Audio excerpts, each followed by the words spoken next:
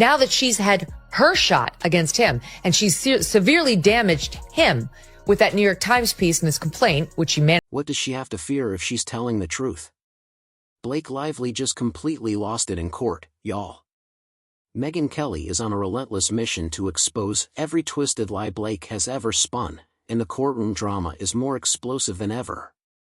Time and time again, she accuses him of doing something which, then, when you hear the full context, is an absolute nothing-burger. Kelly has gone all in, digging up damning evidence that leaves no room for doubt. From text messages to jaw-dropping receipts, Megyn's legal team is bringing it all to the table. And Blake?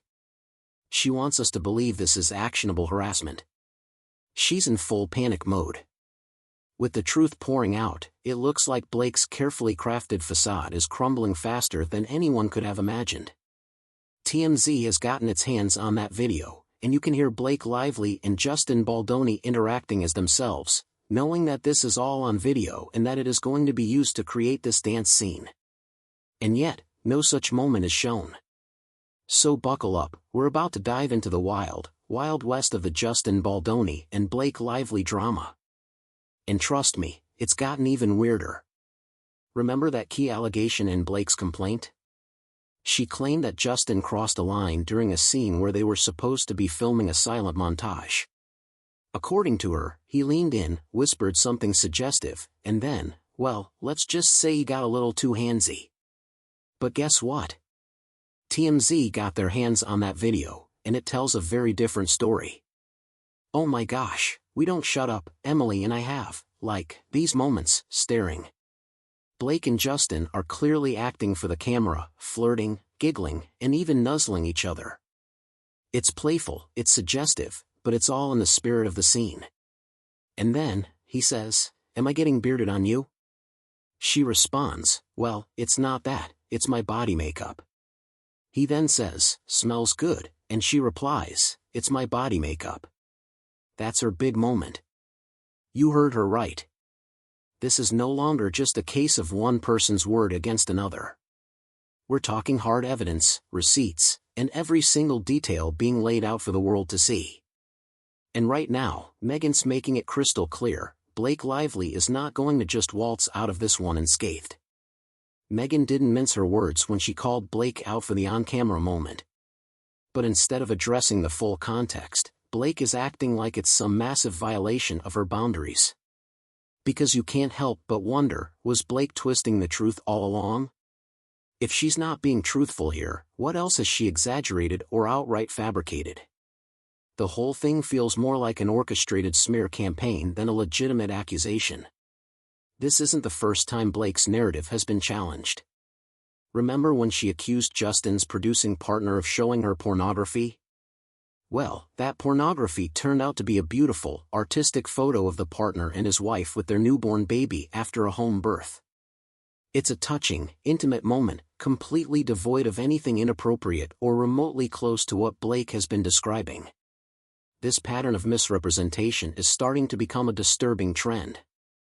Blake's own text messages have surfaced, and they paint a very different picture of her relationship with Justin. She's the one initiating contact, sending flirty messages, and even inviting him over while she's breastfeeding. It's a complete 180 from the image she's trying to project. Time and time again, she accuses him of doing something which, then, when you hear the full context, is an absolute nothing-burger. As Megyn Kelly pointed out, Blake's behavior doesn't line up with her own accusations.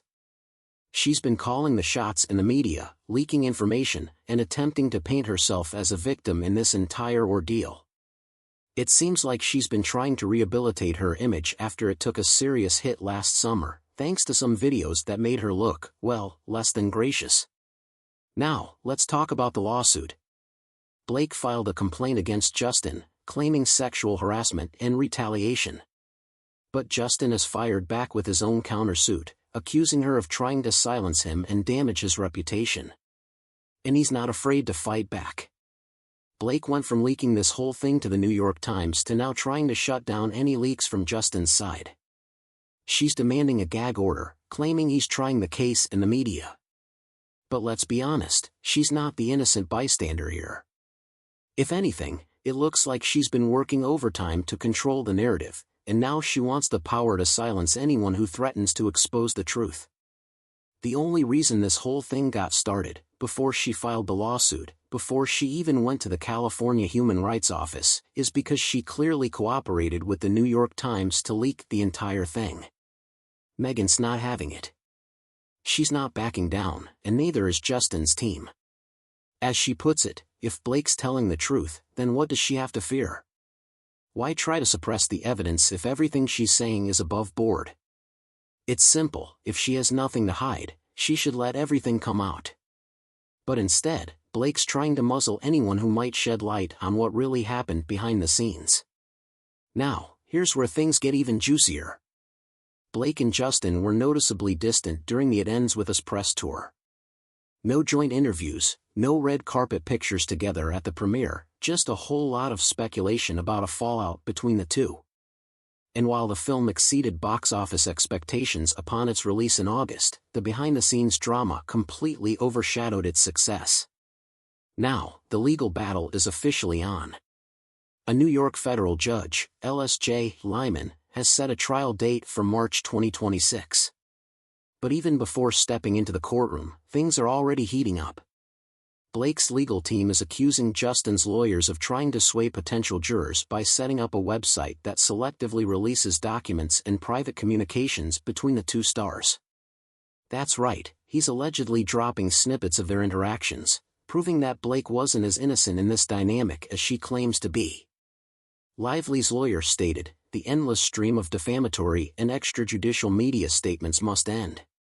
Brian Friedman, who is representing Baldoni, said in a statement that they would respect the court but added, "All we want is for people to see the actual text messages that directly contradict her allegations, video footage that clearly shows there was no sexual harassment, and all the other powerful evidence that directly contradicts any false allegations." Lively has asked for an order for a deposition of a crisis management specialist she claims was behind much of the alleged social media manipulation surrounding the film that turned public sentiment against her. Why should Justin be able to release snippets to the media without the full context? That's what she said. That's what she did. She alleged. She alleges that she's a Me Too victim. This whole thing is a mess, and it's only getting messier. Blake is trying to paint herself as a victim, but the evidence is starting to pile up against her. And Justin is fighting back, determined to expose the truth. "I will happily participate in releasing any further leaks that they have because the truth should be out there." The tension between Justin Baldoni and Blake Lively has taken another explosive turn, and this time, it's all laid out in the open. If you thought the drama couldn't get any juicier, buckle up because this is where things get messy. Remember, we're just coming off Blake's allegations in the New York Times about Justin's alleged harassment and a supposed smear campaign against her. Well, Justin has fired back, not with words, but with receipts. And let me tell you, these receipts are not the kind you casually misplace in your wallet. They're the kind that could rewrite the entire narrative Blake tried to sell to the public. So here's where it gets wild. Justin and his team promised to be an open book, and boy, did they deliver. According to TMZ, Justin has released private communications with Blake, including a nearly 7-minute voice memo he sent her at 2 a.m. while working on their film. "Hopefully, it's not been the experience with me.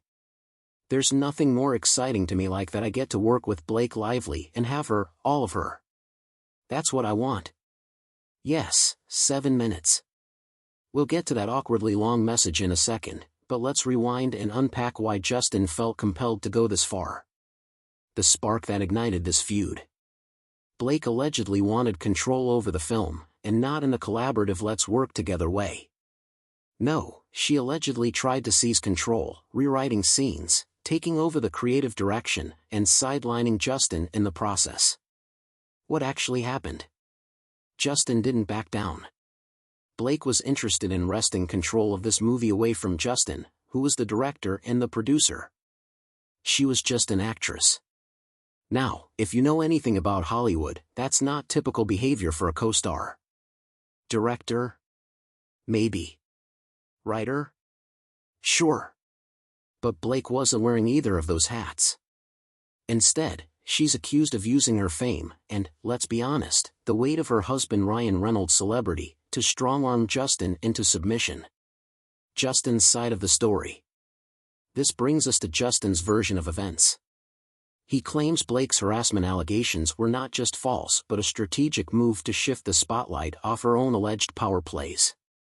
In his words, she tried to steal the movie, and he bent over backwards to accommodate her many, many demands. And then there's the voice memo. Oh, the voice memo. Imagine getting a 7-minute apology at 2 a.m. from someone who's supposedly harassing you. Odd, isn't it? Justin's message is dripping with desperation. He's apologizing, groveling, and, let's be honest, making it crystal clear he's terrified of upsetting Blake and Ryan.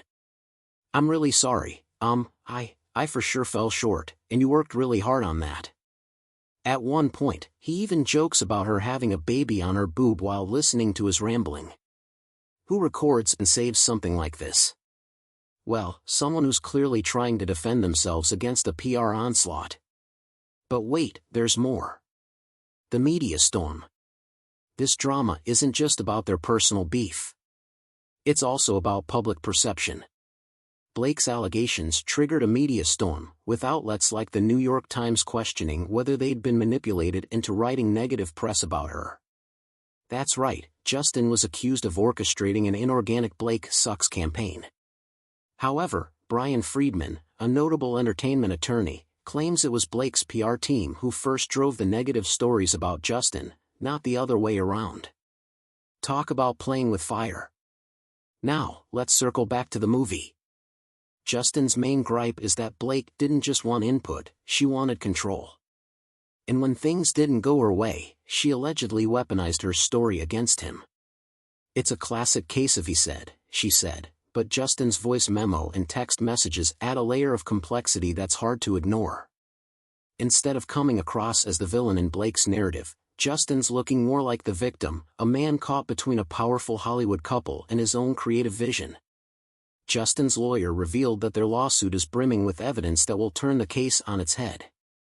What she did and how she bullied her way through the process to take over the movie, and used her PR people to try and destroy Justin. The lawsuit and public fallout. Justin Baldoni's book, Man Enough, Undefining My Masculinity, and his subsequent podcast painted him as a reformed, enlightened man. But critics are saying his actions, from apologizing profusely to allowing himself to be pushed around, show a man who's lost touch with his own strength. Some even argue that he's overcorrected, turning himself into a bootlicker, as one commentator put it. Ouch. But Blake's campaign against Justin seems to be backfiring spectacularly. With every new revelation, her credibility takes another hit. From the breastfeeding texts to the voice memo, the evidence is stacking up against her. What started as a bold move to reclaim her narrative has turned into a PR disaster of Amber Heard proportions. The court of public opinion is a brutal place, and right now, it's not looking good for Blake. So where does that leave us? Justin's team says they're just getting started. More texts, more emails, and perhaps even more late-night voice memos could be on the way.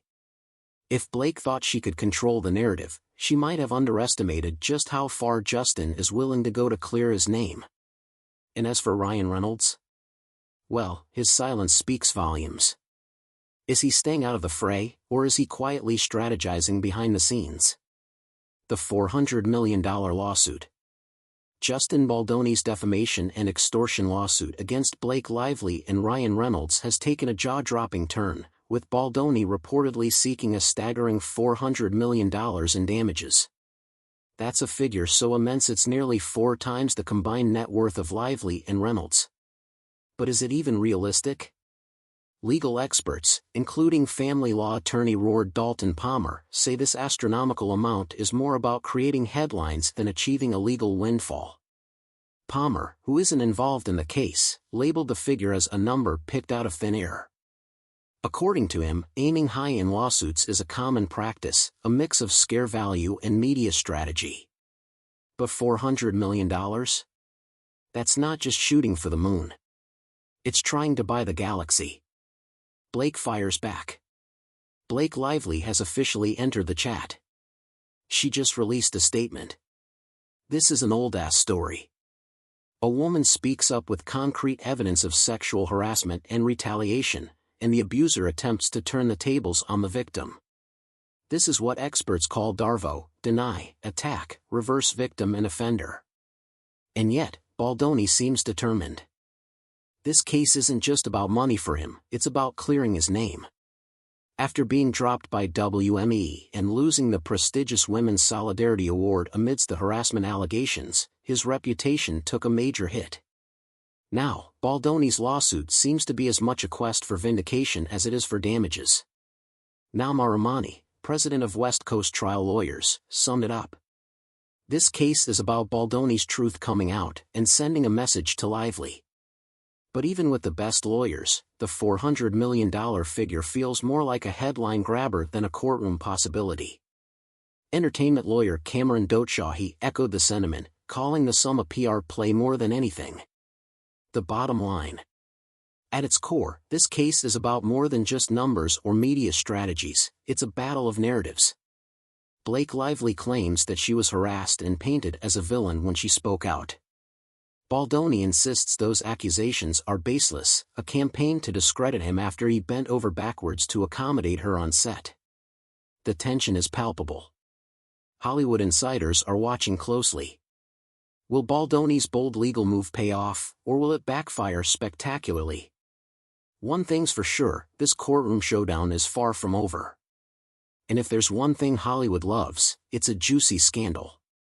Stay tuned. Because as this story unfolds, it's bound to get even more explosive. Someone's going to get burned.